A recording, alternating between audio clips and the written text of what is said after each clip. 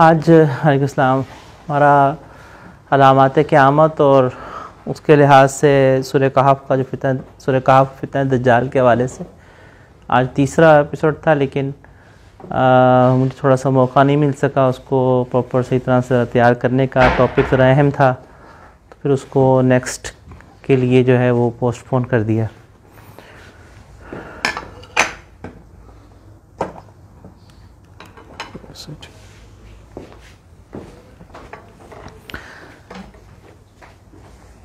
تو گزشتہ جو اتوار تھی اس میں جو ہماری کلاس ہو رہی تھی اس میں ایک ٹاپک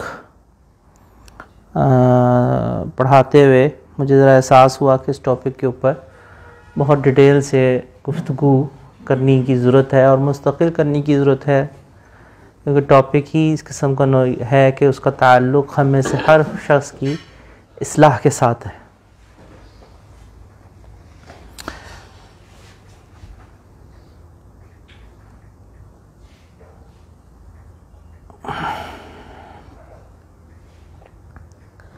انسان کو اللہ جل شانہ نے پیدا کیا اور اللہ جل شانہ نے ایک ناپاک قطرے سے پیدا کیا۔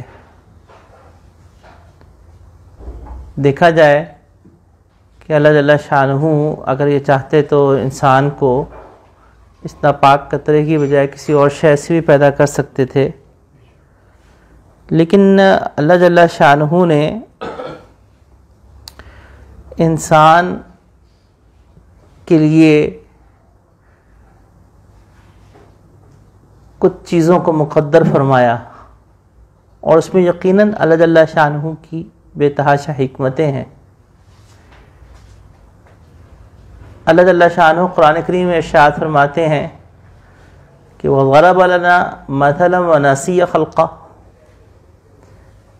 کہ کیا وہ شخص جو مثال بیان کرتا ہے ہمارے لیے اور اپنی تخلیق کو بھول گیا؟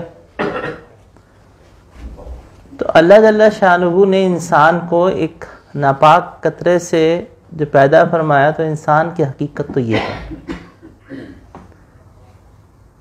لیکن انسان جو ہے وہ بھول جاتا ہے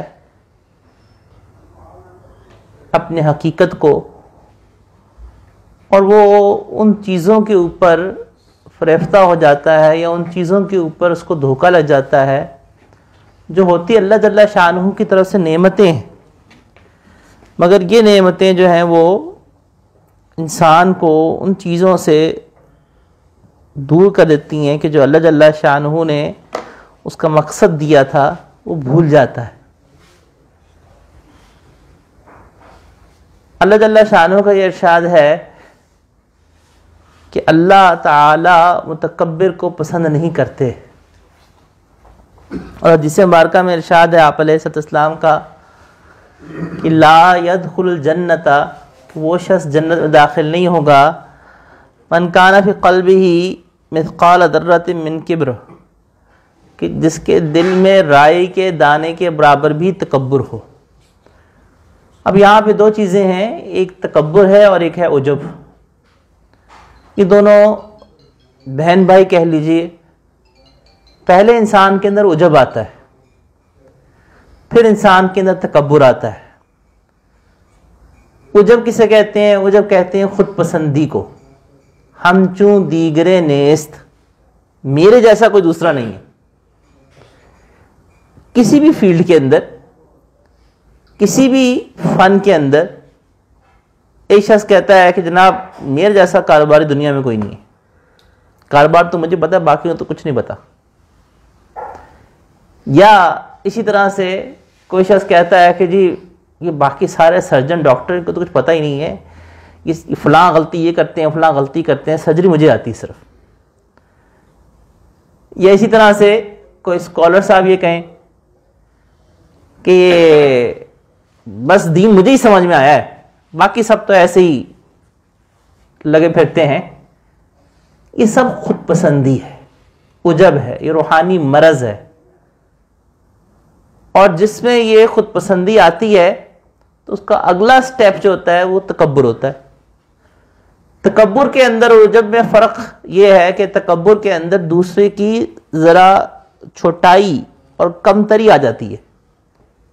مثلا ایک شخص ہے وہ اپنے آپ کو تو کہتا ہے کہ میرے جیسا کوئی پرفیکٹ نہیں ہے اس معاملے کے اندر، لیکن وہ دوسروں کو کم تر نہیں سمجھ رہا، تو پھر تو خود پسندی ہے. لیکن اگر دوسروں کو کم تر سمجھ رہا ہے، کیونکہ بہت جلدی یہ سفر طے ہو جاتا ہے.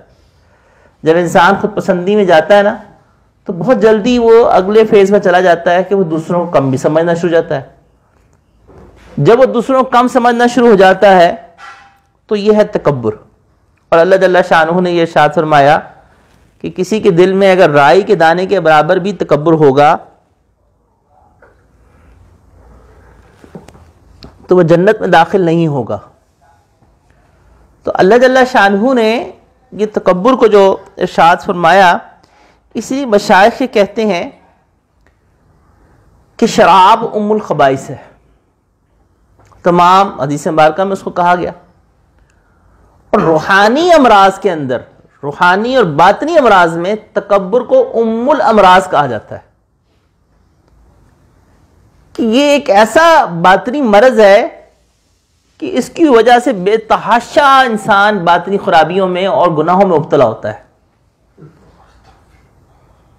تو آج کی اس گفتگو میں تکبر کی کچھ علامات اور تکبر کے کچھ اسباب، اس پہ ذرا کچھ گفتگو کرتے ہیں. تکبر کی کئی علامتیں ہیں جس سے یہ جانا جا سکتا ہے کہ ہاں یہ شخص میں تکبر ہے. مثلا مشائخ لکھا کہ بطر الحقی، حق بات کا انکار کرنا اور لوگوں کو حقیر سمجھنا، یہ ایک علامت ہے. کتنے لوگ آپ نے دیکھے ہوں گے ایسے ہیں کہ جو میں نہ مانوں کی روش پہ چل رہے ہوتے ہیں. آپ ان کو سمجھا کے تھک جائیں لیکن انہوں نے نہیں ماننا. یہ جو میں نہ مانوں والی جو بات ہوتی ہے نا، اس کی وجہ پیچھے کیا ہوتی ہے؟ اس کی وجہ یہ ہوتی ہے کہ ان کی جو انانیت ہوتی ہے وہ تکبر ہی ہے نا. تو تکبر اور انانیت اپنے اس چیز کو جھکنے نہیں دیتی، اس چیز کو، حق کو تسلیم کرنے نہیں دیتی، وہ رکاوٹ بن جاتی ہے.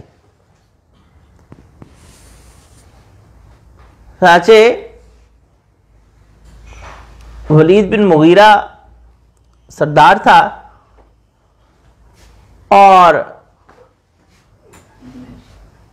اخنس بن شریق، ابو سفیان اور ابو جہل،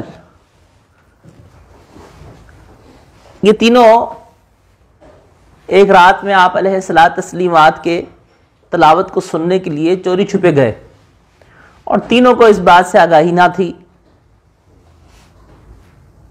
وہاں پہ ابو جہل کا ایک جملہ جو میں کوٹ کرنا چاہ رہا ہوں، جس کے لیے جب وہ ایک دوسرے کو دیکھا، ولید بن مغیرہ نے اس کو یہ کہا کہ تمہاری کیا رائے ہے قرآن کے ان آیات کے بارے میں جو قرآن کی تلاوت کرتے ہیں؟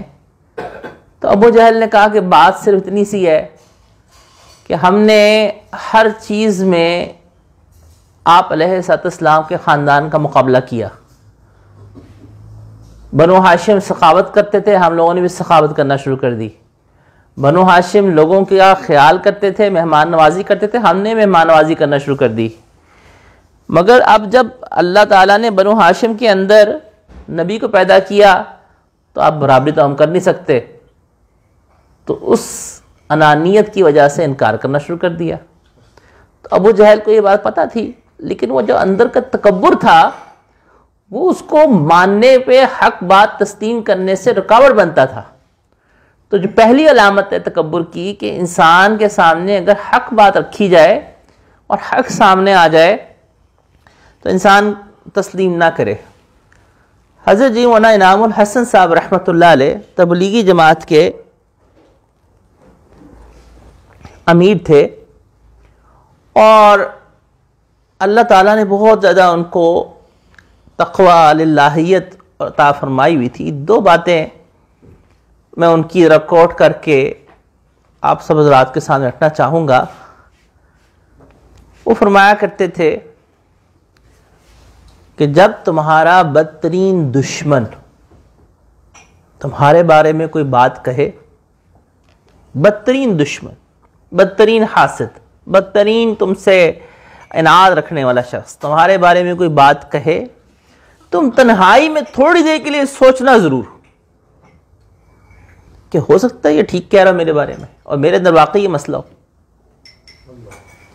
تو تنہائی میں اس کی اس بات کو تھوڑی دیر کے لیے سوچنا ضرور، اور ہو سکتا ہے کہ تمہاری اس تنقید، اگرچہ وہ دشمنی میں کر رہا ہو، وہ عناد میں کر رہا ہو، بغض میں کر رہا ہو، لیکن اس بات سے ممکن ہے کہ تم اپنی اصلاح کر لو.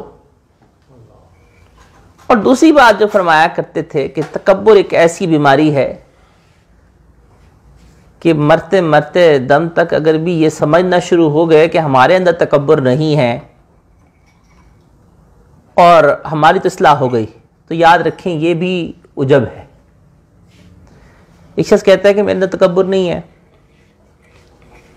ایک جگہ میں کچھ بات کر رہا تھا تو ایک صاحب اسی طرح تھے، ساری گفتگو جس موضوع پہ تھی نا، اس گفتگو کے اینڈ پہ انہوں نے تبصرہ یہ کیا کہ آپ نے جتنی باتیں کی نا الحمدللہ میرے اندر بالکل بھی نہیں. اور پھر وہ انہوں نے اپنی تعریفیں جو کرنا شروع کی، 15 منٹ تک اپنی تعریفیں کرتے رہے. اور موضوع تکبر اور خود پسندی ہی تھا. تو وہ بیچارے اپنے آپ کو یہ سمجھ رہے تھے کہ میرے اندر یہ چیز ہے ہی نہیں. یہ بہت بڑا شیطان کا ایک دھوکہ ہوتا ہے. آپ بیان سننے جا رہے ہیں، بیان کسی بھی مجلس میں، کسی بھی نیک مجلس میں گئے، کوئی بھی نیک بات آپ کے دل میں آئے اور آپ سنتے ساتھ کہیں میرے اندر تو یہ نہیں ہے. یہ وہ شیطان کا دھوکہ ہوتا ہے کہ جو شیطان آپ کو سب سے پہلے اس سے مبتلا کرتا ہے کہ تمہارے اندر تو یہ ہے نہیں. آپ کہتے ہیں تو دوسروں کے لیے، میرے لیے تو ہے ہی نہیں. تو آپ اپنا جائزہ کبھی نہیں لے پاتے، اپنا محاسبہ کبھی نہیں کر پاتے. یہ پکی بات یاد رکھیے گا کہ اللہ جل شانہ قرآن کریم میں ارشاد فرمایا فلا تزکوا انفسکم هو اعلم بمن اتقى، اپنی پاک دامنی کے دعوے مت کرو. وہ اعلم بمن اتقى، وہ جانتا ہے تمہیں کہ تم کتنے متقی ہو، کتنے پرہیزگار ہو. تو اپنے پاک دامنی کے دعوے مت کرو.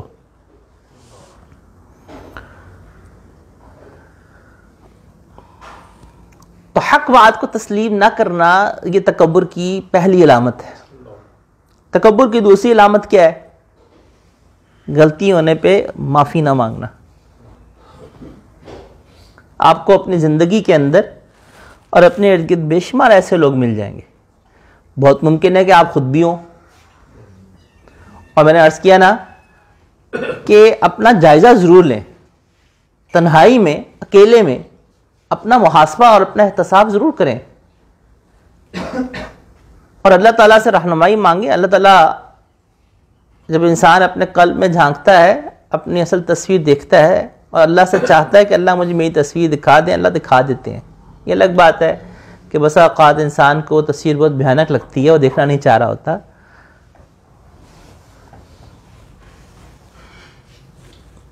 معافی، غلطی ہو جانا، یہ ایک انسان سے غلطی ہوتی ہی ہے.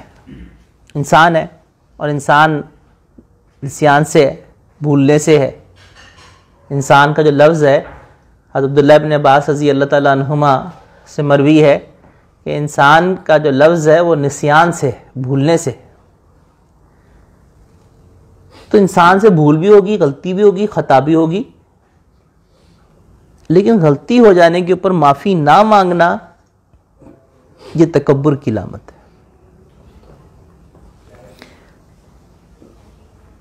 کئی ایسے لوگ ہوتے ہیں کہ ان کو جب سمجھایا جائے تو غالباً پہلے ایک دفعہ میں نے کسی مجلس میں بات کہی تھی کہ ایک صاحب تھے، انہوں نے کہا کہ میں تو اتنے سال ہو گئے ہیں، میں نے آج تک کبھی کسی بات پر معافی نہیں مانگی کسی سے.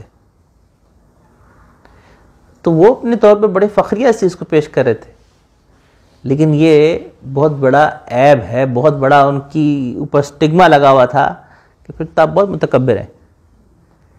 جھک کر معافی مانگ لینا. من تواضع للہ رفع اللہ، جو شخص عاجزی اختیار کرتا ہے اللہ اس کو بلندی عطا فرماتے ہیں.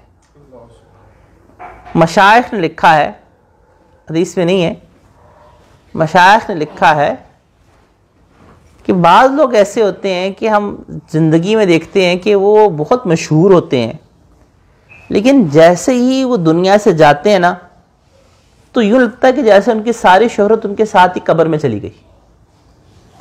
اور بعض لوگ ایسے ہوتے ہیں کہ زندگی میں بالکل گمنام ہوتے ہیں اور مرنے کے بعد لوگ کے سامنے ان کی خوبیاں بے تحاشا کھل کے آ جاتی ہیں۔ تو خواجہ نظام الدین اولیاء رحمۃ اللہ علیہ سے غالباً یہ سوال کیا گیا تھا، تو خواجہ نظام الدین اولیاء رحمۃ اللہ علیہ نے فرمایا کہ دیکھو، جو بندہ دنیا کے اندر اپنی شہرت کا طالب ہوتا ہے، اپنی تعریف کا طالب ہوتا ہے، تو اس کے مرنے کے ساتھ اس کی شہرت بھی قبر میں چلی جاتی ہے۔ اور وہ لوگ جو دنیا میں اپنی نیکیوں کو چھپاتے ہیں، اپنے اعمال کو چھپاتے ہیں، ان کو یہ فکر ہوتی ہے کہ کسی طرح سے ہماری نیکی ظاہر نہ ہو جائے، تو اللہ جل شانہ یہ قبولیت عطا فرماتے ہیں کہ مرنے کے بعد ان کی نیکیاں سامنے آنا شروع ہو جاتی ہیں، اور مرنے کے بعد جو ہے وہ اللہ تعالیٰ ان کو ایک قبولیت عطا فرما دیتے ہیں۔ اگرچہ شہرت ذہن میں رکھیے گا کہ شہرت اور ناموری یہ قبولیت کی دلیل نہیں ہے۔ حدیث مبارکہ ابن ماجہ کی روایت ہے کہ بسا اوقات کوئی شخص اللہ اتنا مشہور ہو جاتا ہے کہ اس کی شہرت مشرق سے لے کر مغرب تک پھیلی ہوتی ہے، لیکن فرمایا کہ اللہ کے ہاں اس کی حیثیت مچھر کے پر کے برابر بھی نہیں ہوتی۔ تو مشہور ہو جانا یہ کوئی کمال کی بات نہیں ہے، اور شہرت کی طلب ہونا کہ میں مشہور ہو جاؤں، یہ مرض ہے، یہ روحانی مرض ہے، یہ گناہ ہے۔ حب جاہ، یہ حب جاہ کی ایک شکل ہے۔ اللہ جل شانہ نے جس وقت آدم علیہ السلام کو بارے میں فرشتوں کو حکم دیا سجدہ کرنے کا اور ابلیس نے سجدہ نہیں کیا، تو اس نے اپنی غلطی مانی؟ نہیں مانی نا، اس نے دلیل دی۔ تو غلطی کو نہ ماننا اور پھر غلطی کی الٹا دلیل پہ دلیل دینا، یہ تکبر کی علامت ہے۔ کیا آپ اپنے آپ کو غلط سمجھنے کو تیار ہی نہیں ہے، اور آپ مسلسل اپنی جسٹیفیکیشن پہ جسٹیفیکیشن دیے جا رہے ہیں، دلیل پہ دیے جا رہے ہیں۔ اگر غلطی ہو گئی ہے تو سیدھا ایڈمٹ کر لیں کہ ہاں غلطی ہو گئی ہے، معافی چاہتا ہوں، آئندہ دھیان رکھوں گا، آئندہ خیال رکھوں گا۔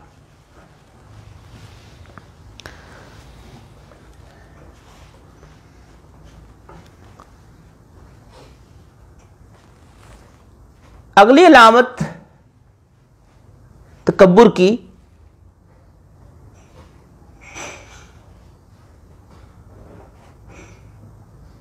وہ یہ ہے کہ جب کوئی شخص آپ کے بھلائی کی بات کرتا ہے، اصلاح کی بات کرتا ہے، تو اس شخص کو برا لگتا ہے، اس کے ماتھے بل پڑ جاتے ہیں۔ بعض لوگ ایسے ہوتے ہیں کہ شیخ ان کو اصلاح کے لیے کوئی بات کہتا ہے نا، یا ڈانٹ ڈپٹ کرتا ہے، تو الٹے ہو جاتے ہیں۔ بھائی شیخ اگر آپ کی اصلاح کی فکر کر رہا ہے اور اصلاح کی فکر کرتے ہوئے آپ کی بھلائی کے لیے، آپ کی بہتری کے لیے ڈانٹ رہا ہے، تو شیخ نے کوئی آپ سے پیسے تو نہیں لینے، شیخ کو کوئی آپ سے منفعت تو نہیں ہوتی۔ جو اصلاح کرنے والے شیخ ہوتے ہیں،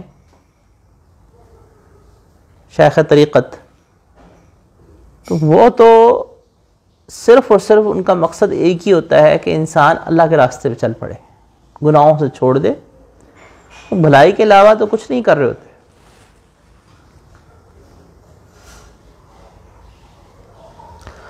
اللہ جل شانہ نے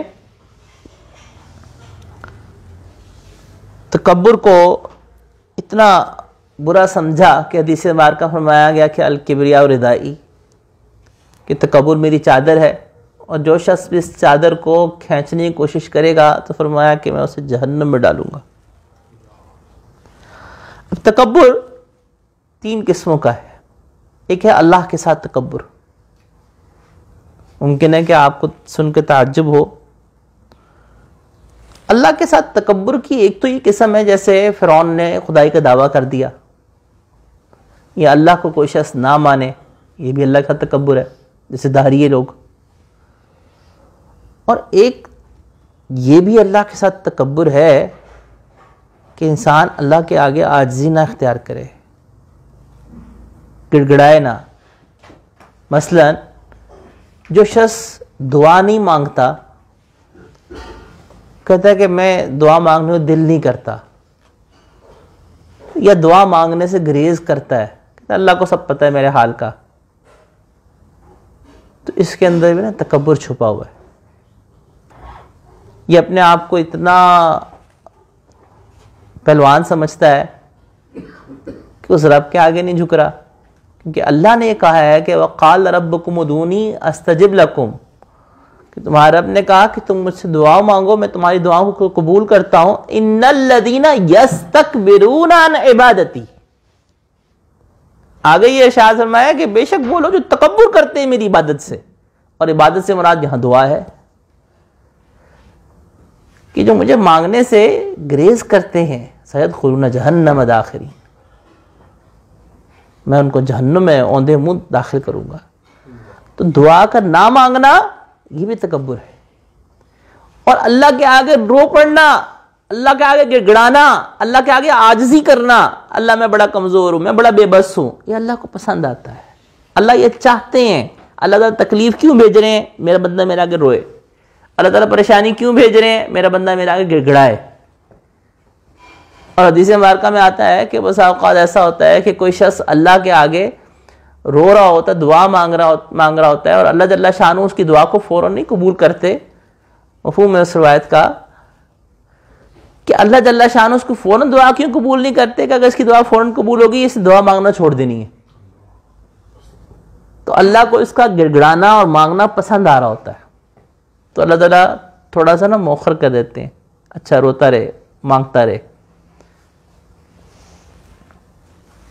دوسرا تکبر کی قسم نبی اکرم علیہ السلام سے تکبر۔ تو نبی اکرم علیہ السلام سے تکبر جیسے مشرکین مکہ نے کیا، انہوں نے کہا کہ وہی ان کے اوپر کیوں آ گئی، ان کو کیوں نبی بنا دیا گیا۔ اور یہ بھی آپ علیہ السلام سے تکبر ہی کی ایک شکل ہے کہ آج کا مسلمان آپ علیہ السلام کی سنتوں کو حقیر سمجھنا شروع ہو جائے۔ اور یاد رکھیے گا یہ جو تکبر ہے یہ کفر کی طرف لے جاتا ہے۔ ایک شخص کسی سنت کو عمل نہیں کرتا، ساری زندگی عمل نہیں کرتا، اگر وہ سنت موقدہ ہے تو گناہگار ہوگا، کیونکہ سنت موقدہ کا ترک بغیر کسی عذر کے، بغیر کسی وجہ کے، یہ باعث گناہ ہوتا ہے۔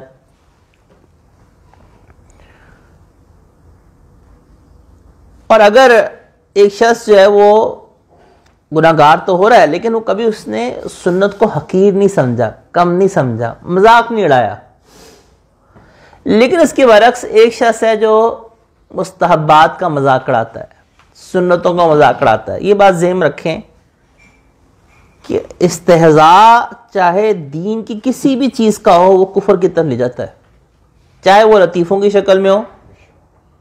مثلا جنت کا لطیفہ بنا دیا، جسے جنت کی کمی نظر آ رہی ہے، حقارت نظر آ رہی ہے، جہنم کا لطیفہ بنا دیا، فرشتوں کے اوپر لطیفہ بنا دیا، نعوذ باللہ اللہ جل شانہ کی ذات کے بارے میں لطیفے بنائے ہوئے ہیں۔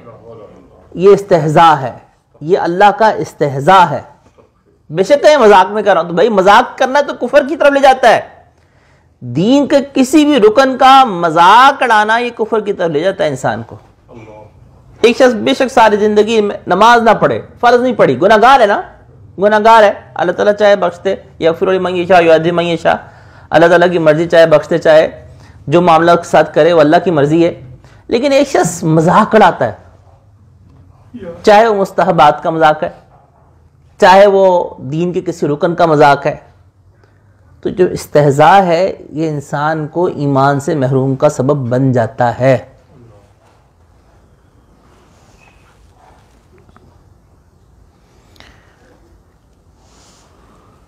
چنانچہ ایک صاحب تھے، وہ بیچارے داڑھی رکھنا چاہتے تھے اور بیوی ان کی جو تھی وہ دوسرے ذہن کی تھی. اب وہ بیچارے میرے پاس آئے کہ آپ میری بیگم کو کچھ سمجھائیں. تو میں نے کہا بھائی میں آپ کی بیگم کو کیسے سمجھاؤں جب وہ کوئی میری معتقد نہیں ہے، کوئی وہ علماء کی معتقد نہیں ہے، میں کیسے سمجھاؤں؟ میں بات کروں گا وہ آگے سے مذاق میں ڈال دیں گی. ہاں یہ ہو سکتا ہے کہ میں نے کہا کہ بیانات ہیں، میں کچھ بھیج دیتا ہوں، آپ سنائیں، ہو سکتا ہے اللہ تعالیٰ ہدایت دے دیں ان کو. تو میں نے کہا مسئلہ کیا ہے؟ انہوں نے کہا جی میں داڑھی رکھنا چاہتا ہوں اور بیوی مجھے یہ کہتی ہے نعوذ باللہ کہ مجھے داڑھی کی شکل سے نفرت ہے. اب یہ جملہ استہزاء ہے، تحقیر ہے، سنت کی تحقیر ہے. بھئی ایک شخص داڑھی نہیں رکھتا، ساری زندگی نہیں رکھتا، اللہ تعالیٰ کبھی نہ کبھی توفیق دے دیں گے، لیکن ایک شخص اس کی تحقیر کرتا ہے. تو میں نے عرض کیا نا یہ تحقیر تکبر ہے، اور یہ تکبر اللہ کے سنتوں کے بارے میں، رسول اللہ صلی اللہ علیہ وسلم کی سنتوں کے بارے میں یہ ایمان سے محرومی کا سبب بن سکتا ہے، بعض صورتوں میں کفر بن جاتا ہے.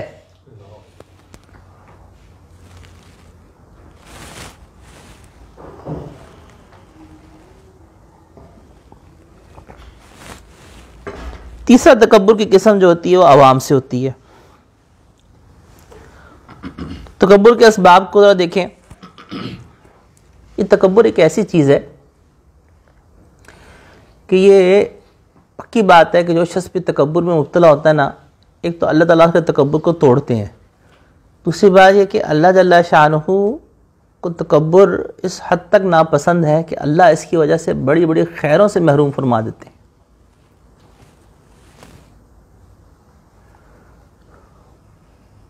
شیخ عبداللہ اندلسی رحمۃ اللہ علیہ وقت کے بہت بڑے محدث تھے، شیخ تھے. شیخ شبلی جو کہ جنید بغدادی رحمۃ اللہ علیہ کے مرید تھے، وہ ان کے بھی مرید تھے اور معتقد تھے. تو ہزاروں لاکھوں مریدین، شاگرد، محدث حدیث کا جب درس دیتے ہزاروں شاگرد بیٹھے ہوتے.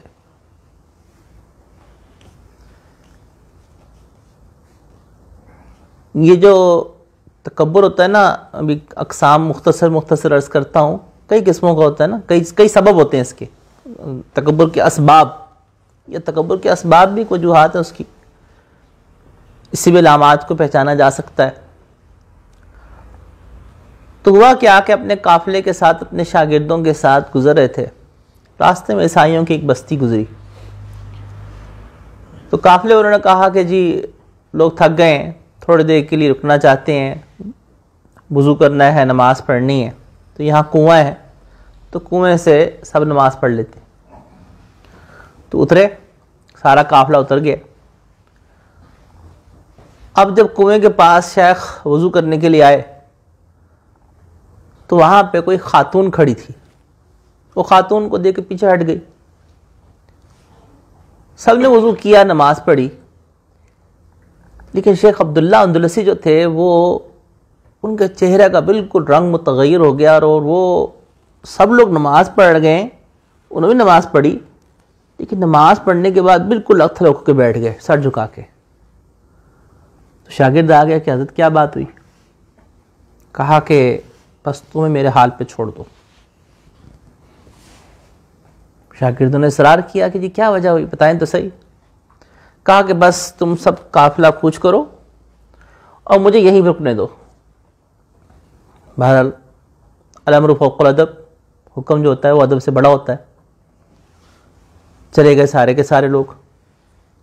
کچھ فاصلے پہ جا کے رک گئے کہ بے شیخ پیچھے سے آئیں گے تو مل جائیں گے ہمارے ساتھ.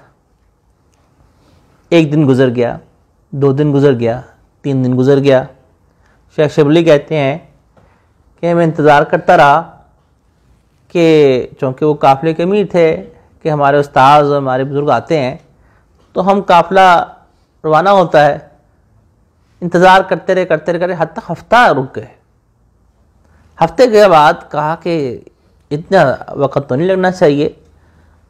تو شیخ شبلی اور 2-3 اور شاگرد جو قریبی تھے اس بستی کی طرف گئے تو وہاں دیکھا تو عجیب منظر، شیخ عبداللہ اندلسی جو ہیں امامہ اتار کے زنار باندھی ہوئی ہے. عیسائیوں کا پٹکا ہوتا ہے زنار، ادھر پیٹ پہ باندھتے ہیں، یعنی پادریوں کو دیکھا ہوگا پیٹ کے اوپر بھی باندھتے ہیں نا، پٹی سی ہوتی ہے، مخصوص پٹی ہوتی ہے ان کی، تو وہ زنار کہلاتا ہے. تو وہ عیسائیوں کا شعار ہے، مذہبی شعار ہے. تو وہ زنار باندھا ہوا اور سور چرا رہے. تو یہ دیکھ کے ہکا بکا رہ گئے کہ یہ تو اتنے بڑے عالم، محدث، شیخ، ہزاروں لاکھوں شاگرد سور چرا رہے ہیں اور زنار باندھا ہوا ہے. تو پاس گئے اور جا کے نا کہا کہ حضرت یہ کیا، ہکا بکا رہ گئے. تو وہ زار کتا رونے لگ پڑے. کہا کہ بس تم مجھے میرے حال پہ چھوڑ دو اور میری دعا کرو. تم کو سمجھ میں نہ آئے کہ ماجرا کیا ہوا ہے. بہرحال اب جس حالت میں تھے باقی سب کو جا کے اطلاع دی، وہ تو کوہرام مچ گیا کہ جب اتنے بڑے محدث جو ہیں وہ ان کی حالت بدل گئی ہے اور راتوں رات بدل گئی ہے. تو ہوا کیا ہے، اب لوگ بار آئے، جو بھی یہ پاس آئے اس کو بگا دیں کہ تم مجھے میرے حال پہ چھوڑ دو، بس میری دعا کرو. 6 ماہ اس حالت میں گزر گئے. شیخ شبلی کہتے ہیں کہ میں ایک دفعہ بڑا ہی دل برداشتہ ہو کر ان کے پاس گیا اور کہا کہ آپ کو جو ہزاروں حدیثیں یاد تھیں ان میں سے کوئی حدیث آپ کو یاد نہیں رہی. تو کہا صرف ایک حدیث یاد ہے کہ جو شخص تم میں سے تمہارا دین بدل لے اس کو قتل کر دو.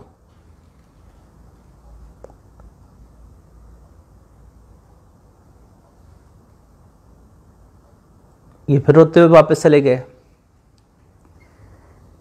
6 ماہ کے بعد دفعتاً شیخ شبلی اور دیگر شاگرد وغیرہ شہر میں اپنی مجلس میں بیٹھے ہوئے تھے. تو شہر میں جب اپنی مجلس میں بیٹھے ہوئے تھے تو دور سے انہوں نے ایک شخص کو دیکھا جو اونچی اونچی آواز سے کلمہ پڑھتا ہوا آ رہا تھا اور غسل کیا ہوا تھا. یہ دوڑ کے گئے، دیکھا کہ شیخ عبداللہ اندلسی ہیں. تو شاگرد تو خوشی کو کوئی ٹھکانہ نہ رہا کہ جی اللہ نے دوبارہ ہدایت دے دی. تو سب جمع ہو گئے کہ آپ کے ساتھ ہوا کیا تھا. کہا کہ جس وقت اس کنویں پہ تم لوگ اترے اور اس کنویں کے اوپر ایک عیسائی لڑکی تھی، میری غلطی سے اس عیسائی لڑکی پہ اچانک ایک لمحے کے لیے صرف نگاہ پڑی اور میں نے چہرے کو فوراً پھیر لیا، اپنی نگاہ کو فوراً پھیر لیا.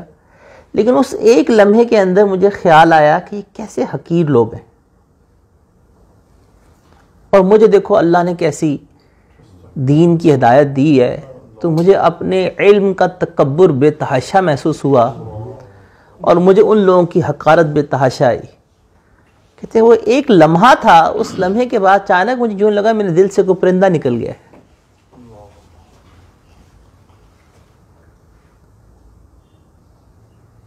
اور اس کے بعد میرے دل میں اس خاتون کی شدید محبت پیدا ہو گئی.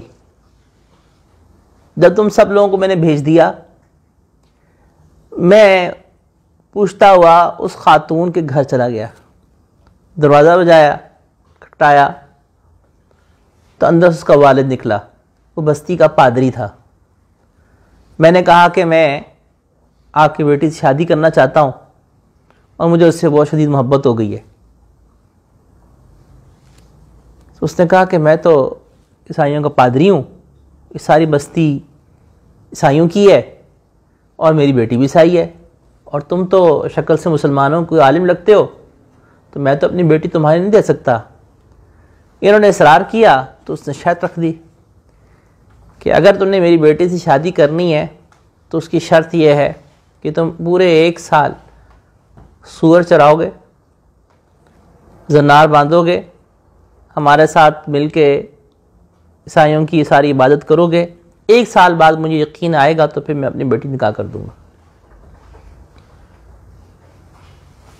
تو کہتے ہیں کہ مجھے اس وقت اپنے اوپر نہ قابو تھا نہ میرا دل کے اوپر، میرے دل سے مجھے یوں لگا جیسے ایمان ہی نکل گیا ہے، اور میں جنگل میں بیٹھ کے اکیلا دھاڑے مار کے ہوتا تھا کہ اللہ یہ ہوا کیا ہے میرے ساتھ. یعنی ان کو خود اپنی اس حالت پہ کنٹرول نہیں تھا.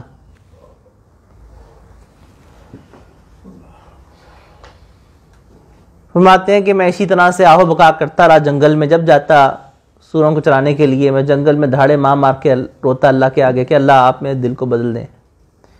میرا دل پہ مجھے قابو نہیں رہا، میرا دل میرے اختیار سے باہر نکل چکا ہوا ہے. یہاں تک کہ ایک دن میں صبح کے وقت میں اٹھا تو مجھے اپنے دل کے اندر دوبارہ وہی ایمان کا نور محسوس ہوا. میں نے اسی وقت زنار اتار کے پھینکا، جا کے غسل کیا اور کلمہ پڑھتے ہوئے میں آ گیا.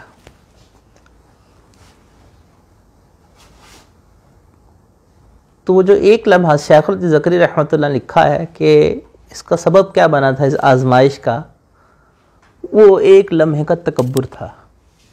چونکہ وہ بزرگ بہت اونچے اللہ کے مقرب بندے تھے، تو اللہ کا جو مقرب جتنا ہوتا ہے نا، وہ اگر غلطی کرے اللہ کو اتنا ہی ناپسند ہوتا ہے.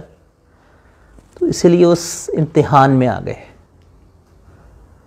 اور اللہ تعالیٰ نے اس امتحان سے بحال گزار کے ان کی اصلاح کرنی تھی، تو اللہ تعالیٰ نے دوبارہ اصلاح کر دوبارہ پلٹا دیا. اب یہ تو ادھر آ گئے، ادھر وہ بچی جو تھی. اب جب کوئی شخص اللہ کے دین کو اور اللہ کو اپنا مقصود بناتا ہے، من کان للہ کان اللہ لہ، جو اللہ کا ہو جاتا ہے اللہ اس کا ہو جاتا ہے. جب کوئی شخص اللہ کے لیے دنیا کو چھوڑتا ہے اور گناہوں کو چھوڑتا ہے تو اللہ تعالیٰ اسی دنیا کو ذلیل کر کے اس کے آگے لے کر آتے ہیں. یہ اپنے پڑھنے پڑھانے میں مشغول ہو گئے. 2 ہفتے گزرے تھے تو دروازے پہ دستک ہوئی. ایک شخص کھڑا ہوا تھا، ایک خاتون پردے میں تھی، اور وہ شخص وہی لڑکی کا باپ تھا جو پادری تھا. اس نے کہا کہ آپ کہاں چلے گئے تھے؟ میں نے کہا کہ مجھے اللہ نے دوبارہ ہدایت دے دی، اور میں اللہ تعالیٰ نے دوبارہ مجھے اسی ایمان کی دولت سے دوبارہ نواز دیا، تو مجھے تمہاری بچی سے کوئی حاجت نہیں. انہوں نے کہا آگے سے کہ لڑکی کے باپ نے کہا کہ میری لڑکی جب سے آپ گئی ہیں یہ بے حال ہو گئی ہے، وہ تو کہتی ہے کہ میں نے شادی اسی سے کرنی ہے. تو انہوں نے کہا کہ میں نہ تو تمہاری اس بچی سے کوئی رغبت رکھتا ہوں، نہ مجھے تم سے کوئی رغبت ہے، تم لے جاؤ اس بچی کو. اور مجھے اللہ تعالیٰ نے ایک آزمائش سے گزارا، اس آزمائش سے میں گزر گیا، اب مجھے اس سے کوئی رغبت اور کوئی مقصود نہیں. اس کے والد نے بہت اصرار کیا. جب دیکھا کہ شیخ نہیں مان رہے تو کہا یہ بچی مسلمان ہونے کو تیار ہے. کہاں وہ وقت تھا کہ یہ بھاگ رہے تھے، اور جب دنیا کے پیچھے کوئی بھاگتا ہے نا تو دنیا آگے آگے بھاگتی ہے، انسان پیچھے پیچھے بھاگتا ہے. اور جب کچھ دنیا سے اعراض کرتا ہے تو دنیا اس کے پیچھے بھاگتی ہے. کہا کہ یہ بچی مسلمان ہونے کو تیار ہے، آپ اس سے نکاح کر لیں. تو انہوں نے کہا کہ دیکھو یہ مسلمان ہوگی میری خاطر، تو میری خاطر مسلمان مت ہو. اگر اس نے مسلمان ہونا ہے تو اللہ کی خاطر ہو، اور جب یہ مسلمان ہو جائے گی اور کچھ عرصہ گزرے گا میں سوچوں گا اگر میں نکاح کرنا ہوا تو کر لوں گا، ورنہ میری معذرت. انہوں نے اسی طرح سے جواب دے دیا. اس خاتون نے کہا کہ جی میں کلمہ پڑھ کے مسلمان ہوتی ہوں، اور میں اب آپ کو مقصود نہیں بناتی، آپ کی مرضی نکاح کریں یا نہ کریں، جس اللہ نے آپ کو ہدایت دی میں بھی اسی اللہ کے لیے اسلام قبول کرتی ہوں. اگر آپ کا ارادہ بنے تو ٹھیک، اگر آپ کا ارادہ نہ بنے تو میں بھی اب دین اسلام ہی کو اختیار کرتی ہوں. اس کے باپ نے دیکھا تو باپ پہ بھی اللہ تعالیٰ نے ہدایت کھول دی. باپ نے کہا میں بھی مسلمان ہو جاتا ہوں. باپ بھی مسلمان ہو گیا. شیخ عبداللہ اندلسی رحمۃ اللہ علیہ جو تھے انہوں نے دونوں سے مبارکباد دی اسلام کے اوپر اور کہا کہ تم نے اللہ کے لیے اسلام قبول کیا، لیکن جہاں تک تعلق ہے بچی سے نکاح کرنے کا تو میں نے تمہیں پہلے ہی کہا تھا کہ مجھے اس بچی بھی کوئی رغبت اب نہیں، میں ایک آزمائش سے گزرا تھا، اب بچی مسلمان ہوگی تو اچھی بات ہے، اگر تم کہتے ہو میں کسی نیک مرد سے اس کا شادی کر دیتا ہوں، اور اگر یہ کہیں اور تم اس کا شادی کرنا چاہو تو کہیں تم باپ کو جہاں مرضی شادی کر لو۔ بہرحال کچھ عرصے بعد گزرا اسی طرح سے، کچھ شاگردوں نے اصرار کیا کہ حضرت وہ بچے باپ کے پاس آئی ہے، مسلمان ہو کر آئی ہے، باپ بھی مسلمان ہو کر آ گیا ہے، ان کی دلجوئی کریں ورنہ یہ دوبارہ عیسائیوں کے پاس جائیں گے۔ تو پھر انہوں نے نکاح کر لیا۔ تو تکبر بسا اوقات انسان کو اس طرح سے نعمتوں سے محروم بھی کرتا ہے اور نعمتوں کی آزمائش سے بھی گزارتا ہے۔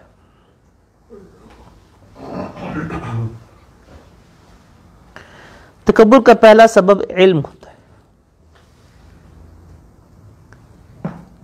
مجھے پتا ہے، تم مجھے مت بتاؤ، یہ علامت ہے تکبر کی۔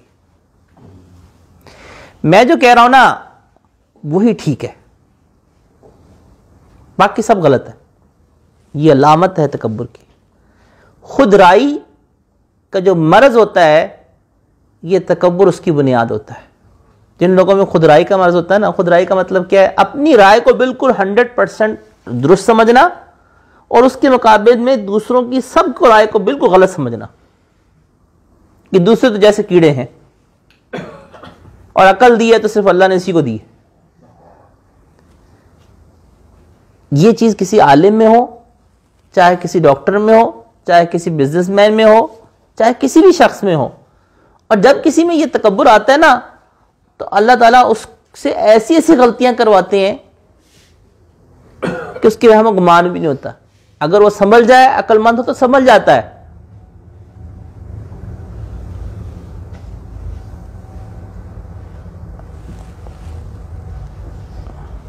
ایک صاحب ہیں ہمارے زمانے کے اندر، وہ اسی خودرائی کے مرض کا بہت اعلیٰ درجے کا شکار ہے۔ ان کے ہر کلپ کی ابتدائی اسی سے ہوتی ہے، مجھے جو پتا ہے نا وہ دوسروں کو نہیں پتا، اور تمہیں جو مجھ سے ملے گا وہ دوسروں سے نہیں ملے گا۔ حتیٰ کہ ایک کلپ کے اندر یہ بھی ارشاد فرما گئے کہ میری تجوید اتنی عمدہ ہے کہ میں شیخ سدیس کی بھی غلطیاں نکال سکتا ہوں، امام خانہ کعبہ کی بھی غلطیاں نکال سکتا ہوں۔ اور حال یہ تھا، یقین جانیے، کہ اس شخص کی تجوید کے اندر واقعتاً اتنی غلطیاں تھیں اور ہیں کہ ایک عام مدرسے کا طالب علم بھی پکڑ کے غلطیاں نکال دے کہ یہ آپ کیا غلط پڑھ رہے ہیں۔ یعنی وہ غلطیاں جو مدرسے کا طالب علم دور کی بات ہے، آپ لوگ بڑے آرام سے اس لفظ کو غلط پڑھ، دیکھ کے غلط پڑھ رہا ہے بندہ۔ انجینئر علی مرزا صاحب دیکھ کے غلط پڑھ رہے ہیں، قرآن سامنے کھلا ہوا ہے اور واضح لفظ، ایک تو نا تجوید کی غلطی، ایک ہے لفظ کو غلط پڑھ رہے ہیں، اور ایک نہیں ان گنت دفعہ۔ جب کوئی تکبر کرتا ہے نا اور کہتا ہے کہ بس میں ہی ہوں، پھر اللہ تعالیٰ اس کی چیز کو توڑتے ہیں۔ ایک بزرگ تھے شیخ محمد حشام، اللہ تعالیٰ نے ایسا حافظہ دیا تھا اور ایسی ذہانت دی تھی کہ قرآن کریم کو یاد کرنا شروع کیا تو 3 دن کے اندر پورے قرآن کریم کو یاد کر لیا۔ اور جب 3 دن میں قرآن کریم کو یاد کر لیا تو شہر میں خبر پھیل گئی، کتب میں واقعہ لکھا ہوا ہے کہ جی اپنے زمانے کے اندر 3 دن میں قرآن کریم ختم کیا تو لوگوں کے اندر بے تحاشا شہرت پھیل گئی، یار اتنا ذہین آدمی 3 دن میں قرآن کریم یاد کر لیا، یہ تو بالکل ہی غیر، یعنی معمولی، انتہائی غیر معمولی قسم کا کوئی کرامت ہو گئی۔ تو لوگوں نے فرمائش کی کہ یہ جمعہ آپ نے پڑھانا ہے، اور شہر کی جامع مسجد تھی، حامی بھر لی.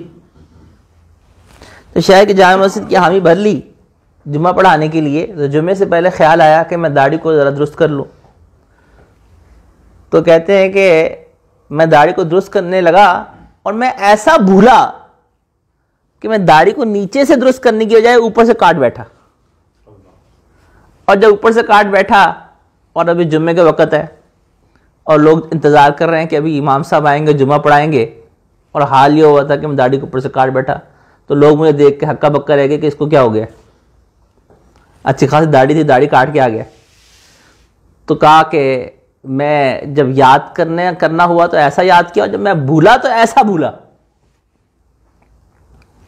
ہمارے ایک بڑے قریبی دوست ہیں، انہوں نے واقعہ سنایا کہ ان کے ایک شاگرد تھے، ان کا قرآن مجید بہت پکا تھا.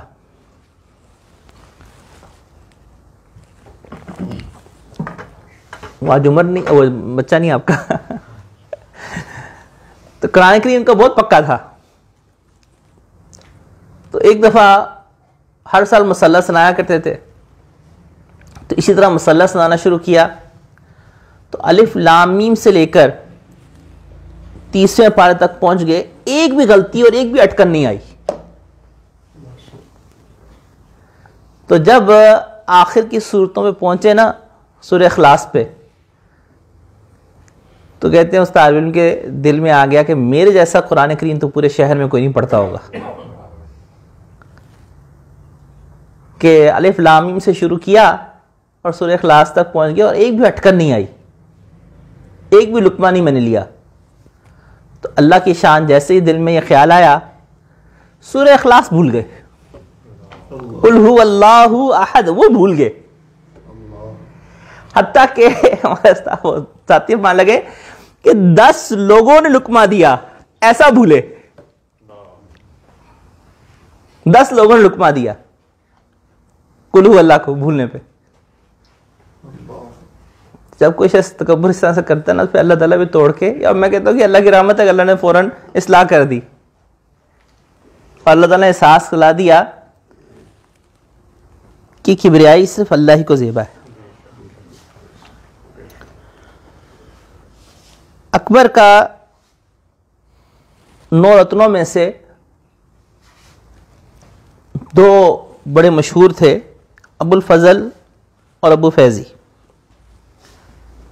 یہ دونوں اتنے ماہر عالم تھے اور اتنا ان کا عبور تھا کہ ان دونوں نے مل کر قرآن کریم کی بغیر نقطے کی تفسیر لکھی ہے. یعنی پوری تفسیر میں کوئی نقطہ نظر نہیں آئے گا. فارسی میں ہے، فارسی میں تفسیر لکھی اور اس طرح سے لکھی. مثلا ہم دیکھتے ہیں نا، ہم بول رہے ہیں آپ، تو آپ کے اندر پے کے نیچے 3 نقطے ہیں، تو کوئی ایسا حرف اور ایسا لفظ استعمال نہیں کیا جو نقطے والا ہوتا. اتنا زیادہ زبان پہ عبور تھا فارسی زبان کے اوپر. تو بے نقطہ پورے قرآن کریم کی تفسیر لکھی، اور ذہانت ایسی تھی کہ ابو الفضل کسی چیز کو 2 دفعہ سن لیتا نا تو اسے یاد ہو جاتا، اور فیضی جو تھا وہ 1 دفعہ سنتا تو اسے یاد ہو جاتا. تو دونوں بھائیوں نے مل کے تماشا یہ پکڑا ہوا تھا کہ اکبر کے دربار میں جب کوئی شاعر آتا اور آ کے قصیدہ پڑھتا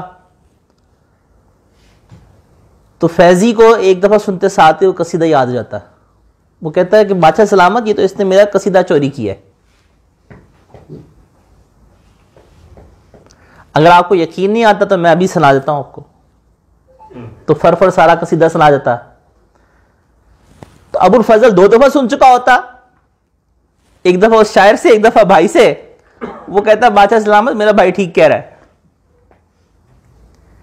اگر آپ کہیں تو یہ قصیدہ میں بھی سنا دوں. تو وہ بھی کھڑے ہو کے سنا دیتا. تو انعام سارا جو شاعر کو ملنا ہوتا ہے وہ سارا یہ دونوں بھائی لے جاتے. اب کہاں یہ ذہانت، کہاں یہ حافظہ، اور کہاں یہ اتنا زیادہ عبور. اور جب گمراہ ہونے پہ آئے اور غلطی کرنے پہ آئے تو اکبر کو دین الہی بنا کے دینے والے یہی دونوں تھے. بڑا کردار تھا ان دونوں کا. وہ ساری ذہانت، وہ سارا علم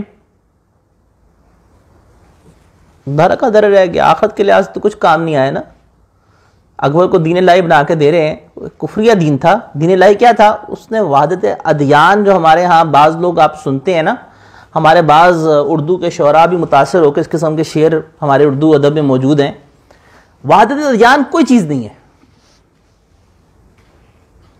وحدت ادیان کی شرعاً کوئی حیثیت نہیں ہے. وحدت ادیان کیا؟ یہ سارے دین ایک ہیں. عیسائی بھی جسے پکارتے ہیں، یہودی بھی جسے پکارتے ہیں، سب ایک ہی ہیں، سب کی بیسز ایک ہی ہیں. لا حول ولا قوت الا باللہ. یہ وحدت ادیان کا جو فلسفہ تھا نا، یہ اکبر نے جاری کیا تھا دین الہی کے اندر. اس کی دین الہی کی بیس یہ وحدت ادیان تھی. اس نے کیا کیا کہ بدھ مت کو لیا، ہندو مت کو لیا، عیسائیت کو لیا، اسلام کو لیا، ان کا مکسچر ایک بنا دیا. مکسچر بنا کے اس نے کہا کہ یہ ایک نیا دین ہے جس کو جاری کر دیا، دین الہی نام رکھا اس کا. قرآن کریم واضح طور پہ دو ٹوک الفاظ میں کہتا ہے، قل یا ایھا الکافرون لا اعبد ما تعبدون. یہ سورت کب نازل ہوئی تھی؟ آپ علیہ السلام کے پاس قریش کا وفد آیا اور آ کے یہ پیشکش کی تھی کہ آپ ایک ہفتہ ہم آپ کے خدا کی عبادت کر لیتے ہیں، ایک ہفتہ آپ ہماری عبادت کر لیں تو ہم مسلمان ہو جائیں گے. تو یہ سورت نازل، قل یا ایھا الکافرون، آپ ان کفار سے کہہ دیں لا اعبد، میں عبادت نہیں کرتا، ما تعبدون، جس کی تم عبادت کرتے ہو،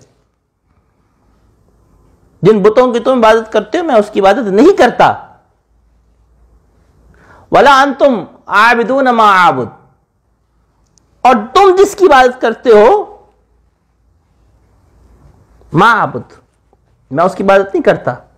تم میرے خدا کی عبادت نہیں کرتے ہو، میں تمہارے خدا کی عبادت نہیں کرتا. کیوں؟ لکم دینکم ولی دین، تمہارے لیے تمہارا دین ہے، میرے لیے میرا دین ہے.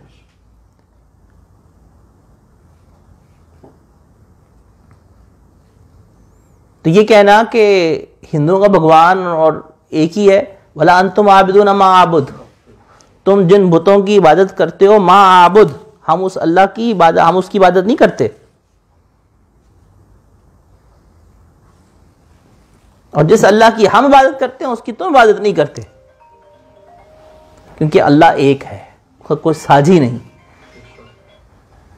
زیادہ تر یہ کہہ سکتے ہیں کہ ان کے ہاں ایک بڑی ہستی کا تصور ہے، کسی بڑی ہستی کو ماننے کا تصور موجود ہے، بس اتنا کہہ سکتے ہیں، اس سے علاوہ تو نہیں کہ بات کہہ سکتے. ان کی جو دیوی دیوتاؤں کا تصور ہے، کیا وہ وہی ہے جو اللہ تعالیٰ؟ لا حول ولا قوت الا باللہ العلی العظیم، بالکل بھی نہیں.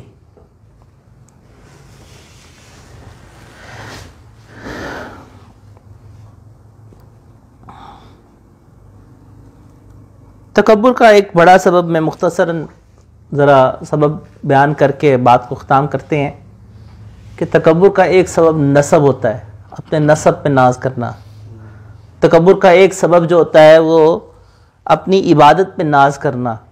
اپنی عبادت کے اوپر کئی لوگ ایسے ہوتے ہیں جو دین کی طرف آتے ہیں، اور پھر وہ لوگ جو دیندار نہیں ہوتے، جو دین سے دور ہوتے ہیں، ان کو وہ کم سمجھنا شروع ہو جاتے ہیں. تو اگر یہ کیفیت کسی دیندار میں پیدا ہو رہی ہے تو اس کو اپنے دین کی خیر بنانی چاہیے. شیخ عبداللہ اندلسی کا واقعہ ذہن میں رکھے کہ اللہ کی توفیق کے بغیر کچھ نہیں. اگر وہ دین کی توفیق اس کو دی ہے تو وہ اللہ نے دی ہے. اسی طرح سے ایک سبب جو ہے وہ حسن و جمال بھی ہوتا ہے. تکبر کا یہ سبب خواتین میں زیادہ ہوتا ہے. اور میں آپ کو اپنے ایک تجربے کی بات عرض کر رہا ہوں کہ اس بندہ کی زندگی کے اندر ان گنت ایسے خواتین کا معاملہ میرے پاس آیا ہوا ہے کہ جب کبھی اس قسم کا خواتین کا معاملہ آتا ہے تو عام طور پہ میری اہلیہ جو ہیں وہ ملتی ہیں خواتین سے، اور جو شوہر ہوتا ہے وہ میرے پاس آ جاتا ہے. تو کئی خواتین کے معاملات جن میں شوہر ان کو مارتا تھا، اور معاملات جو ہیں وہ صلح کے لیے طرف آئے ہیں، تو یقین جانیے ایسی تمام بچیاں مجھے میری اہلیہ نے بتایا، اور کئی بچیوں کے بارے میں ایک کامن بات آئی کہ جی یہ فلاں بچی جو آئی تھی جس کے بارے میں آپ کہہ رہے ہیں کہ اس کا میاں مارتا تھا، یہ تو بچی اتنی خوبصورت تھی تو اس کا میاں اسے کیوں مارتا تھا؟ لب لباب یہ ہے کہ جو بچی عقل میں شکل میں خوبصورت ہوتی ہے بہت کم ایسا ہوتا ہے کہ وہ اچھا گھر بسنے والی ہو، شوہر الٹا اس کو مارنے والا بن جاتا ہے۔ کیوں؟ اس کی کیا وجہ بنتی ہے؟ تکبر، اپنے حسن کا تکبر ہوتا ہے، اور اپنے حسن کے تکبر کے آگے اگر خاتون بدتمیزی کرے گی تو شوہر نے کیا کرنا ہے؟ اب جو اس کے شوہر انجینئر تھا، ایک صاحب تھے، ان کا شوہر میاں بیوی تھے، میاں بیوی دونوں ہی مجھ سے بیعت تھے، تو خاتون کو تو میں نے اپنی اہلیہ کی طرف بھیج دیا، اور شوہر جو تھا وہ اچھا خاصا دنیاوی لحاظ سے پڑھا لکھا تھا، انجینئر تھا۔ میں نے کہا بھائی آپ اپنی بیوی کو کیوں مارتے ہیں؟ آپ پڑھے لکھے ہیں دنیاوی لحاظ سے، تو آپ نے شادی پسند کی نہیں کی؟ جی پسند کی شادی کی تھی۔ تو نہیں پسند کی شادی کی تھی، پھر میں کہا جی آپ زہر لگتی ہے۔ تو زہر کیوں لگتی ہے؟ جی بدتمیزی کرتی ہے۔ بہرحال اس کو بھی سمجھایا، ادھر سے خاتون کو بھی سمجھایا، لیکن میں اپنی اہلیہ سے بات کر رہا تھا کہ جتنی بچیاں جو اپنے خوبصورتی پہ ناز کرتی ہیں نا کہ ہم جیسا تو کوئی ہے نہیں، الٹا اللہ تعالیٰ ان کو وہ خوشیاں نہیں دیتا، اور کئی ایسی بچیاں جو خوبصورتی میں اتنی اچھی نہیں ہوتی وہ بڑی اچھی زندگی گزار رہی ہوتی۔ مسئلہ تکبر کا ہے کہ جس کسی میں یہ تکبر ہوگا نا تو وہ اکڑ جو ہوتی ہے وہ پھر اللہ تعالیٰ کسی نہ کسی طرح سے توڑتے ہیں نا۔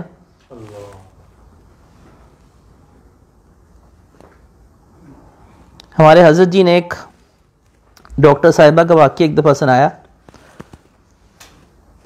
کہ حضرت کے جاننے والے تھے، تو ان کی بیٹی ڈاکٹر تھی، اور وہ اللہ تعالیٰ نے اس کو بہت زیادہ صفات سے نوازا تھا، جو بھی بچی کو دیکھتا کہتا کہ یہ تو حور پری ہے، اور اس بچی کا تو شوہر جو ہے بڑا خوش ہوگا۔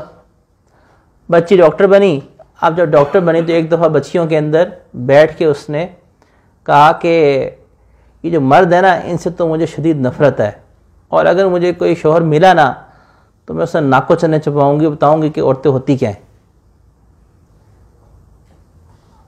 اب یہ تکبر کا جملہ تھا، اپنے حسن کے اوپر ایک غرور تھا۔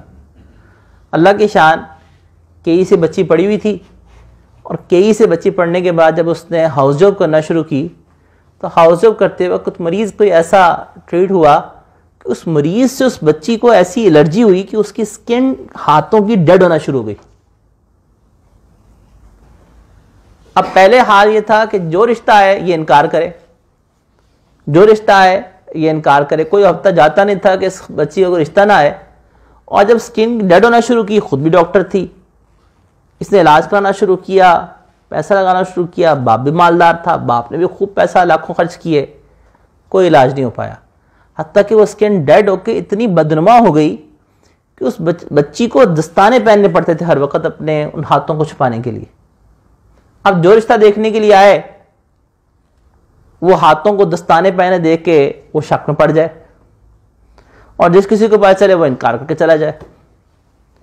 تو اس کے والد ہمارے حضرت جی کے پاس روتے ہوئے آئے کہ جی ایک وہ زمانہ تھا کہ کوئی ہفتہ گزرتا نہیں تھا بچی کا رشتہ آنے کے لیے اور یہ تکبر میں انکار کرتی تھی کہ میں نے کرنی نہیں ہے، مجھے تو ایسا رشتہ چاہیے، ایسا شوہر چاہیے، ایسا چاہیے، اور اب حال یہ ہے کہ کوئی رشتہ کرنے کو تیار نہیں ہو رہا اور بچی کی عمر نکلتی جا رہی ہے۔ اب وہ جو بچی بیچاری اس مرض کا شریک ہوئی، شکار ہوئی، بظاہر وہ تکبر تھا جو اس کو لے بیٹھا، اور اس کا علاج کیا تھا؟ اس کا علاج توبہ استغفار تھا، کیونکہ اللہ ہی کی طرف سے مرض آیا نا، تو توبہ استغفار اللہ کیا کرے گی تو اللہ تعالیٰ دور کر دیں گے۔ اللہ تعالیٰ نے نیچے لانے کے لیے بعض اوقات اللہ تعالیٰ کچھ چیزوں کو بھیجتے ہیں۔ اسی طرح سے عہدے کا تکبر، مال کا تکبر، یہ مالداروں میں سب سے زیادہ ہوتا ہے۔ عہدے کا تکبر، ان سب تکبروں کا علاج کیا ہے؟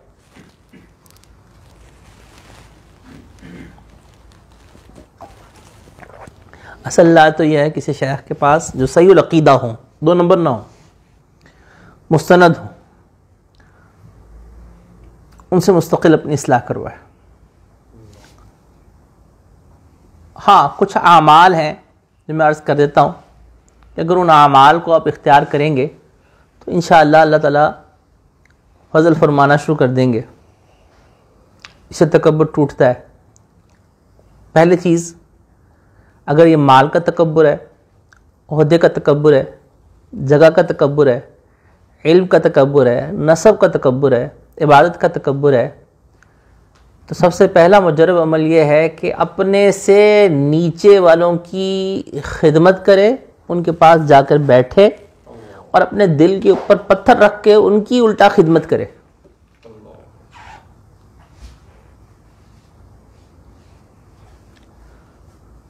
حضرت تھانوی رحمۃ اللہ علیہ غالباً ایک بڑے علاقے کے رئیس تھے، وہ بیعت ہوئے تو انہوں نے خط لکھا کہ میرے دل میں تو اتنا تکبر ہے کہ میں تو اپنے ملازمین کو ساتھ برداشت بھی نہیں کر سکتا کہ میں ان کے ساتھ بیٹھ کے کھانا کھاؤں۔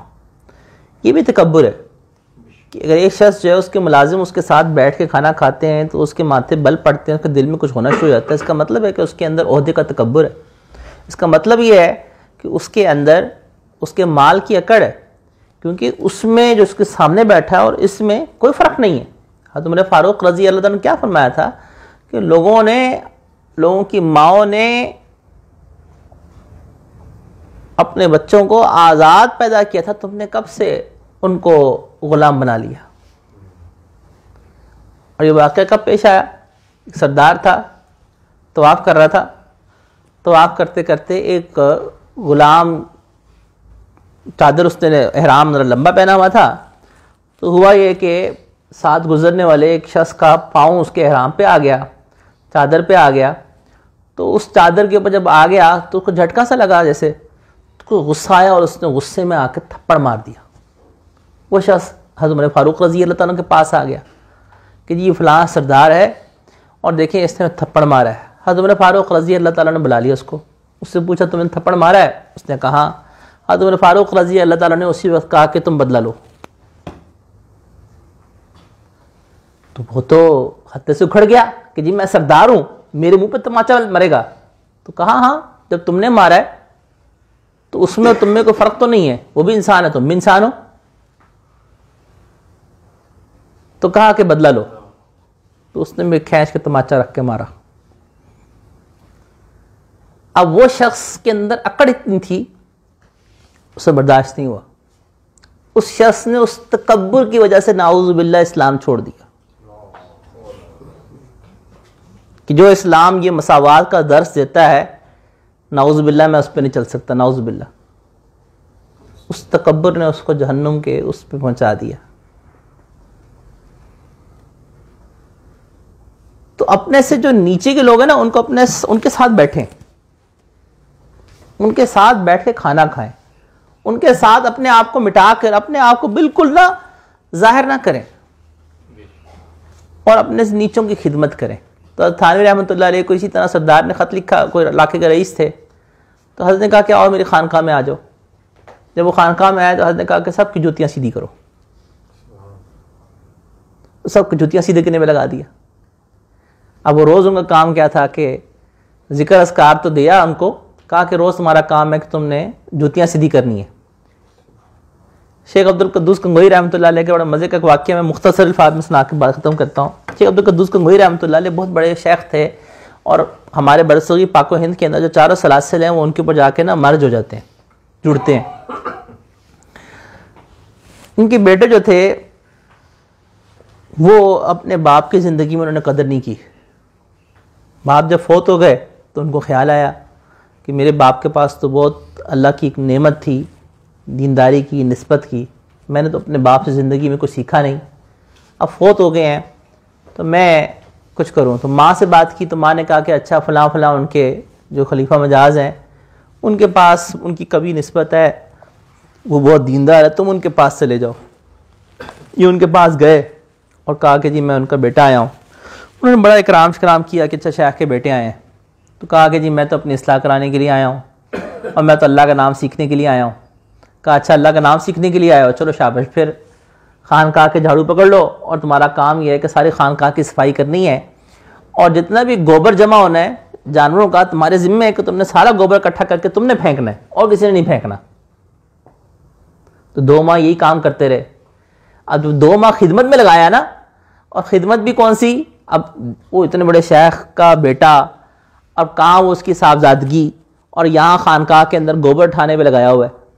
اب جب گوبر اٹھانے پہ لگایا نا تو 2 ماہ جب گزر گئے تو ایک جو کام کرنے والا ملازم تھا اس کو نا انہوں نے, شیخ نے کہا کہ یوں کرو کہ جب یہ بیٹھے ہو نا تو ان کے پاس سے گزرنا ہے, اور گزرتے اس طرح سے کہ جان پوچھ کے تم نے گندگی کو لے کے گزرنا ہے ٹوکرے کو, اور سارا کوڑا جان پوچھ کے اس طرح سے گزرو کہ ان کو بگڑا دینا. اور پھر مجھے بتانا کہ جب کوڑا گرا تو انہوں نے ریئیکشن کیا دیا ہے. تو وہ اسی طرح سے وہ صاحب گزرے پاس سے اور اچانک یوں ظاہر کے جیسے ٹھوکر لگ گئی اور سارا کوڑا ان کے اوپر, تو سب سارا کوڑا ان کے اوپر نا, تو یہ غصے میں آ گئے, اسے گریبان پکڑ لیا, دیکھ کے نہیں چلتے تمہیں. انہوں نے معافی تلافی کی, آ کے بتایا کہ جی میرا گریبان پکڑ لیا. کہا کہ ابھی اصلاح نہیں ہوئی, ابھی اس کے اندر کے تکبر نہیں مٹا, ابھی اس کے اندر جو ہے نا وہ میں ہے, اکڑ ہے, ابھی اس کو ہے کہ میں صاحبزادہ ہوں, اس کو اور لگے رہنے دو. سال اسی طرح سے اور لگے رہنے دیا خدمت میں ہی. خدمت جو ہوتی ہے انسان میں عاجزی پیدا کرتی ہے. اپنے سے بڑوں کی تو خدمت سب کرتے ہیں, اپنے سے چھوٹوں کی, اپنے سے کم درجے والوں کی خدمت کرنا. بڑوں کی تو خدمت سب کر لیتے ہیں نا.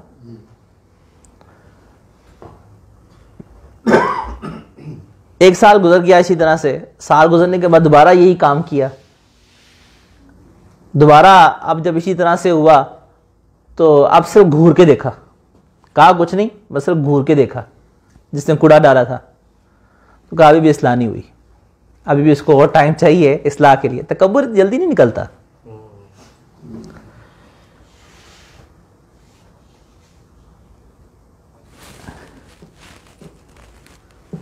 میں جب خانقاہ میں ہوا کرتا تھا تو میرے شاید کئی دفعہ غلطی ہیں, مجھے سر عام نا سب کے سامنے بٹھا کے ڈانٹا کرتے تھے. مجھے بڑا خیال آتا تھا کہ یار مجھے سب کے سامنے بٹھا کے ڈانٹ دیتے ہیں, مجھے اکیلے میں ڈانٹ دیں. ایک دفعہ مجھے کہا کہ میں تمہاری توڑنے کے لیے تو میں یہ کرتا ہوں کہ تمہارے اندر سے میں بالکل ختم ہو جائے, تمہارے لیے برابر ہو جائے. تو ایک اسی طرح سے گزر گیا عرصہ. جب دیکھا کہ گھور کے دیکھا تو کہا کہ نہیں ابھی اور اس کو اصلاح کے لیے وقت چاہیے, اور خدمت میں لگے.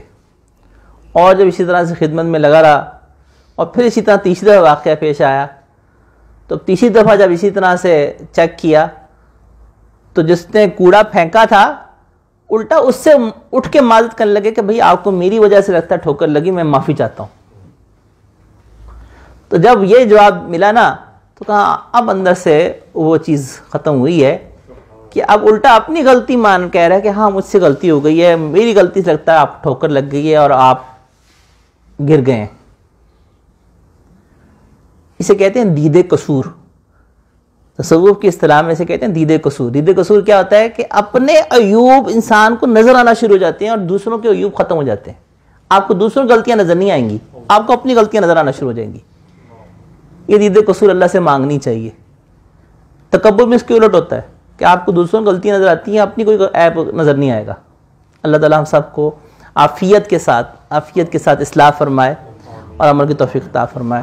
وآخر دعوانا الحمدللہ رب العالمین. آج چونکہ ٹائم زیادہ ہو گیا ہے تو بس اتنا دعا کر لیتے ہیں. اللہم صلی علی سیدنا مولانا محمد وعلی آل سیدنا مولانا محمد مبارک وسلم. یا ارحم الراحمین یا ارحم الراحمین. یا اللہ ہم سب کا عافیت کے ساتھ, اللہ ہم سب کی عافیت کے ساتھ اصلاح فرما. اللہ ہم بڑے ہی کمزور ہیں, اللہ ہم آپ کی امتحانات کے اللہ قابل نہیں ہیں. اللہ تعالیٰ ہمارے اندر اللہ گناہ اور برائیاں بھری ہوئی ہیں. اللہ ہمارا من, ہمارا نفس اللہ انتہائی گناہوں سے, آلودگیوں سے لتھڑا ہوا ہے. اللہ عافیت کے ساتھ اللہ تعالیٰ اپنی جنت عطا فرما۔ اللہ ہم تیرے امتحان کے قابل نہیں ہیں، اللہ ہم تیرے ہر امتحان میں فیل ہیں، اللہ تیرے ہر آزمائش میں ہم فیل ہیں، اس لیے اللہ ہم آپ سے درخواست کرتے ہیں اللہ ہم میں سے کسی ایک کو بھی اللہ اپنے امتحان سے مت گزروائیے۔ اللہ ہم آپ کے امتحان میں فیل ہیں، ناکام ہیں، اللہ ہم آپ کی آزمائش کے قابل نہیں ہیں، اللہ اپنا فضل فرما دیجئے۔ اللہ ہم نکموں کو اللہ بغیر اپنے فضل کی معاف فرما دیجئے۔ اللہ ہم نکموں کو اللہ بغیر اپنے فضل کے ہی اللہ اپنا قرب عطا فرما دیجئے۔ اللہ آپ کے فضل کی تو کوئی وجہ نہیں ہوتی، اللہ آپ تو فضل فرمائیں تو اللہ کھوٹا ایک سے کھوٹا بھی چل جائے، اللہ آپ کا فضل مانگتے ہیں۔ اللہ میں سے ہر ایک پہ اپنا اللہ فضل فرما دیجئے، کرم فرما دیجئے، اللہ رحمت فرما دیجئے۔ اللہ ہمارے دل کی دنیا کو بدل دیجئے، اللہ دل کی دنیا کو بدل دیجئے، اللہ اپنا قرب عطا فرما دیجئے۔ اللہ وصرف القلوب صرف قلوبنا علی طاعتک، اللہ ہمیں سے ہر ایک کے دل کو اپنے طاعت کی طرف پھیر دیجئے، اللہ اپنا قرب خاص عطا فرما دیجئے، اللہ اپنی یاد ہمیشہ نصیب فرما دیجئے۔ اللہ قیامت کے دن پیارے حبیب علیہ السلام کے ہاتھوں حوض کوثر نصیب فرما، شفاعت نصیب فرما یا ارحم الراحمین۔ اللہ اس گھر میں برکت نازل فرما، اللہ اس گھر میں رحمت نازل فرما، اللہ اس گھر کو دین کا مرکز بنا دیجئے، اللہ اس گھر کے رہنے والوں میں اللہ بھائی چارہ